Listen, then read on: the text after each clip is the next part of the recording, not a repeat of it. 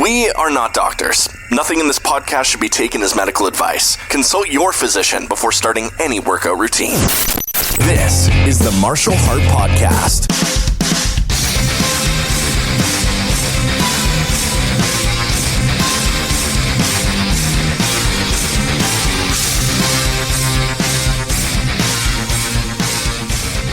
Hey, hello everybody and welcome back to the podcast. Today, we're going to do something a little bit different. I'm going to do two podcasts. I'm going to do two episodes today, but they're not going to be both on the heart condition. We're going to do one on the Heart Attack Diary, the regular podcast, and then I'm going to do this one. We're going to call it Conspiracy Show 1 because there's a lot going on in the world today, and it's right inside my wheelhouse. You may not know this if you haven't researched me at all, but I am a writer. I've been a writer for a number of years, and I wrote a series of articles years ago called Patriot Deception, The Patriot Deception. And it's all happening in front of everybody's face right now. And it's things that I warned people about 9 years ago. Now, I'm not going to say I was the only one, but I think I was one of the people trying to make the biggest stink out of all of it. But years and years ago, it was fairly easy to see once, people started looking into it that the Russians, the Chinese, and the Iranians, and probably other people, including perhaps the Cubans, were influencing what at the time we referred to as the alt-right or the right wing. And those would be organizations, everything from the NRA to the Proud Boys to the Oath Keepers, InfoWars, and Prison Planet, and all of these other media organizations and groups of people that aligned themselves with the far right. And what a lot of us referred to as the Patriot Movement. So in early 2015, a friend of mine who was a retired Army Special Forces intelligence guy asked me if I had been looking into any of this. And at the time I said no. So he said, would you? He asked if I would. And I said, sure. And it literally took me about a couple of days to verify that what he thought was going on actually was going on. And then I started digging a little bit deeper and deeper and deeper, and I wrote a series of articles about it called The Patriot Deception. There's an introduction. There's two different articles on how they're manipulating the media. There's articles about specific individuals. And most of them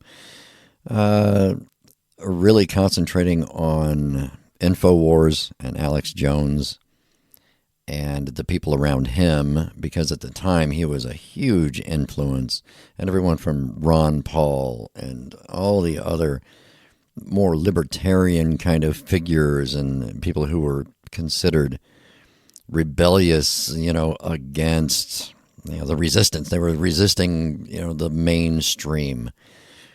And, of course, at the time, Alex Jones was spending a lot of time on RT, or Russia Today, being interviewed, and pretty much doing a shitty job of representing the United States and how things are happening here. But what was happening was Russia was influencing media perceptions and manipulating the minds of the American voters. They didn't have to do it with very much covert action. They didn't have to really do this clandestinely because there were so many available and willing, useful idiots that they could simply influence or pay to, just tout the Russian line.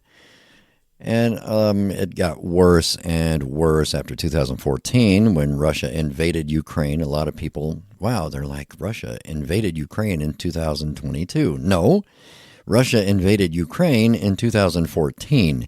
So Russia and Ukraine have been at war for 10 years. And Russia just announced that we're invading Ukraine 2 years ago. They actually did it 10 years ago. They captured Crimea, took Crimea away from Ukraine.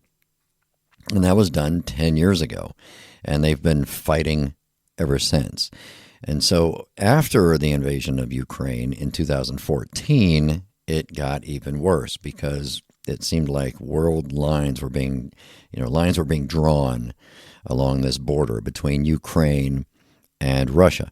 And so Russia has a very long, more than 100 years, well over 100-year history of using what they refer to as active measures against their enemies and adversaries and opponents, and manipulating their politics, their public perceptions, their media, and things like that. It's been going on for a very long time.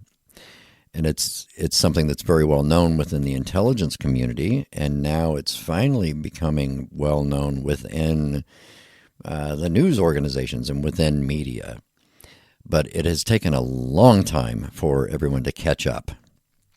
So it's been a little disheartening for people like me who've been talking about it for years, because no one actually listened. And yeah, my articles that I posted on my website were read by a couple of million people, or at least they were accessed a couple of million times. How many times the Russians were reading them, I have no idea. And my research, my compiled information was passed along to the necessary authorities. It was passed on to the FBI, for instance. It was passed on to the NSA, I know of for a fact. And it was handed out and discussed at different conferences for intelligence representatives. But nobody talked to me about it. Nobody interviewed me about it. And a couple of years later, when it started leaking into the media and people were going to talk about the Russia collusion thing, nobody came to talk to me about it, because the reality of what it was isn't what everyone wanted it to be. So it didn't fit their narrative to have me come on and discuss it. So, that's where everything was for years. I even wrote a novel called Patriot Deception, based on the research that I had done, and it was kind of fun. It was pretty popular for a while, and it was a fairly accurate, it was a fictionalized account of the things that are done and how they're done. But it was the original articles, a series of articles called The Patriot Deception, that were on my old website. They're currently on my current website, openresourcesllc.com. Some of them are. The entire series isn't on there. It's kind of whenever something relevant has hit the news, I've moved some of these older articles over to the new website.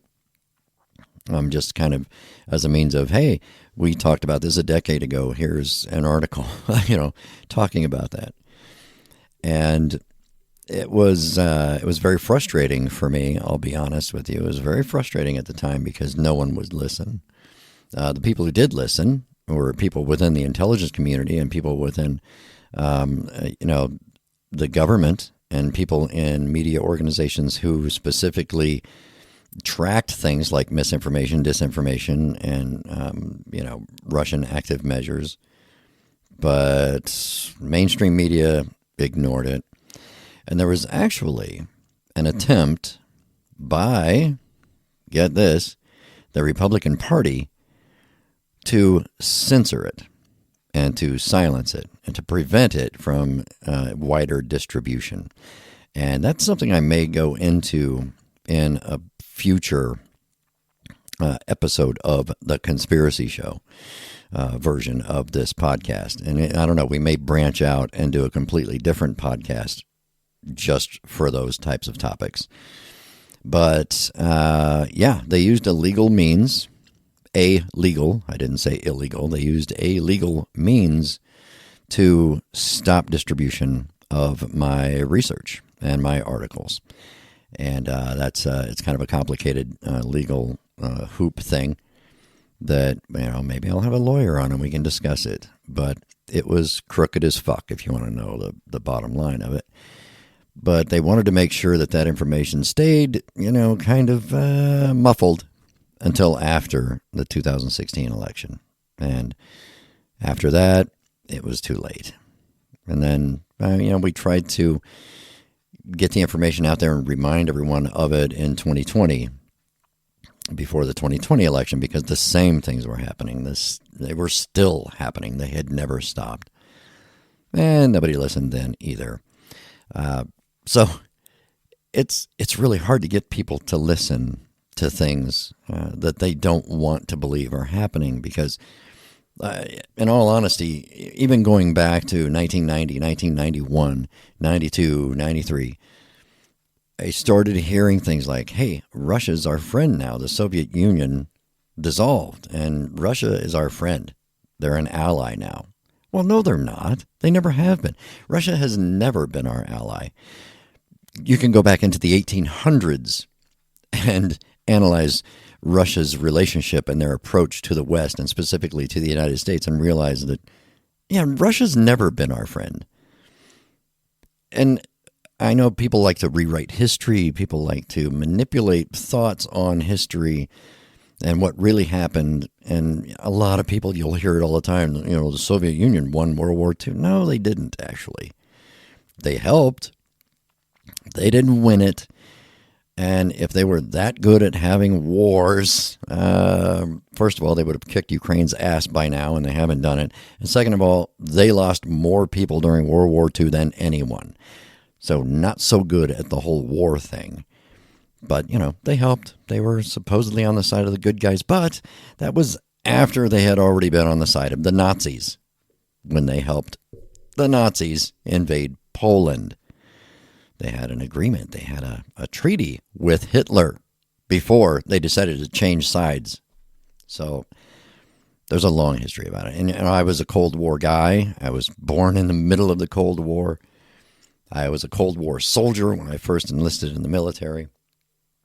And yes, I was bred, I was trained, I was educated to distrust and dislike the Soviets and, by extension, the Russians. And it was all warranted. It really was. And a lot of people don't realize that. They think it was just Cold War rhetoric and propaganda. But a lot of the things that the Soviet Union and then Russia and the Russian Federation afterward, they're pure evil things. And they had very little concept of caring who they were injuring.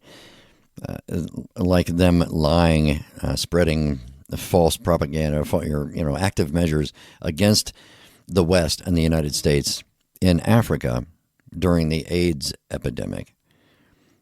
Probably upwards of 1 million people died because of what the Soviets did during the AIDS epidemic by spreading propaganda that was telling people that the West was actually giving people AIDS and HIV at the treatment clinics, not treating it. And so millions of people didn't, or, I don't even think they have an actual number, but a lot of people didn't seek treatment from those Western clinics that were trying to save lives in Africa. Because the Soviets were lying to them and telling them that, if you go there, they're going to give you AIDS and you're going to die. So now, conspiracy show number 1, what's old is new again, and we're back to square one with the Patriot deception from almost 10 years ago now. But we're going to talk about it. So this will be introduction, conspiracy show introduction. And we'll be back to talk about it some more. Until then, take care of yourselves. Go eat right and get some exercise.